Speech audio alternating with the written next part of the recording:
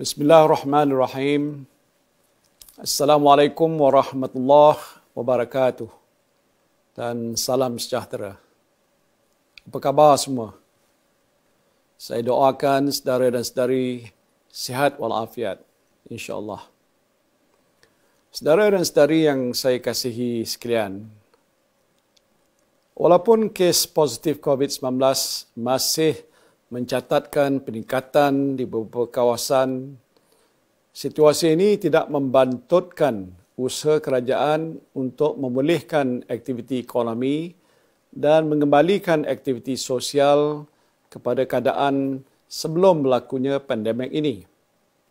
Kerajaan sedar bahawa usaha untuk mencegah penyakit COVID-19 daripada terus menular adalah penting bagi memastikan keadaan ekonomi rakyat dan negara dapat dibaik pulih dengan kadar segera.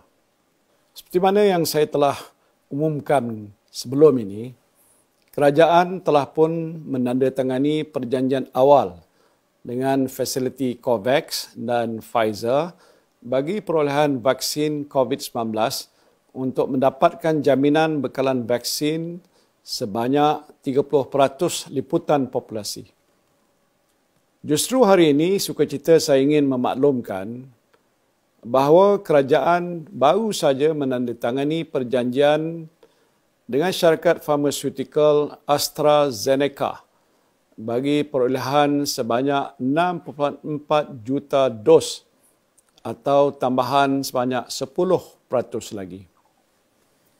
Ini bermakna jaminan bekalan vaksin sebanyak 40% yang telah pun diperolehi menerusi perjanjian bersama fasiliti COVAX, syarikat Pfizer dan syarikat AstraZeneca. Kerajaan juga sedang dalam proses rundingan akhir dengan Sinovac, CanSino dan Gamaleya bagi mendapatkan jaminan bekalan vaksin bertambah melebihi 80% jumlah populasi negara atau 26.5 juta.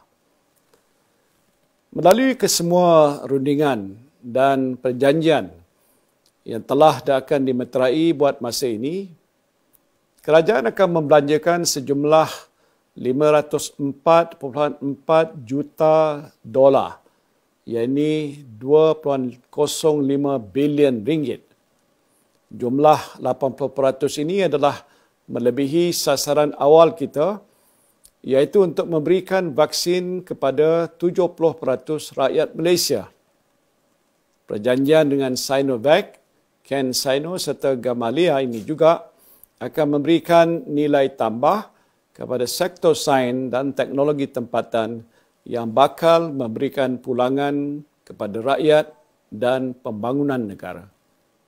Ini termasuklah melakukan proses pembotolan vaksin di dalam negara, pendidikan dan pembangunan, serta perkongsian pengetahuan dan pemindahan teknologi.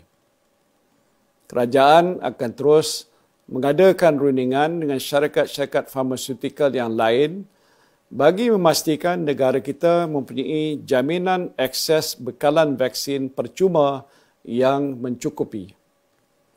Vaksin yang akan diperolehi juga akan dipastikan selamat dan berkesan. Untuk meyakinkan rakyat bahawa vaksin yang diperolehi adalah selamat dan berkesan, saya akan menjadi antara individu pertama untuk menerima suntikan vaksin COVID-19. Ini akan diikuti dengan petugas barisan hadapan sebelum ataupun frontliners sebelum diberikan kepada kumpulan sasar, iaitu kumpulan berisiko tinggi seperti warga emas, mereka yang mengidap penyakit tidak berjangkit NCD dan penyakit saluran pernafasan kronik.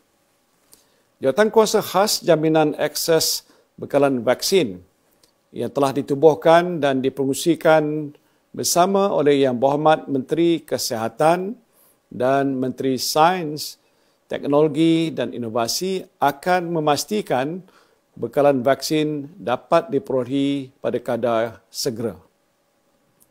Kerajaan menjangkakan bekalan pertama 1 juta dos vaksin daripada Pfizer akan diterima dan mula diberikan kepada kumpulan SASA seawal bulan Februari 2021. Bahagian Regulatory Farmasi Negara ataupun NPRA, Kementerian Kesihatan Malaysia akan terus memantau keberkesanan dan keselamatan vaksin setelah diperolehi dan digunakan. Sekali lagi, saya ingin mengajak anda semua untuk bersama-sama menghayati dan membudayakan norma baru dalam menjalani kehidupan seharian walaupun setelah kita menerima bekalan dan suntikan vaksin. Kita perlu menyesuaikan diri dengan norma baru kerana virus ini telah pun berada di dalam komuniti. Patuhi SOP yang telah pun ditetapkan dan amalkan kebiasaan mencuci tangan, menggunakan sabun dengan lebih kerap ataupun gunakan hand sanitizer jika tiada punca air berdekatan. Pakailah pelitup muka dengan betul ketika berada di tempat awam dan jaga jarak fizikal dengan orang di sekeliling. InsyaAllah kita mampu menghadapi cabaran ini bersama.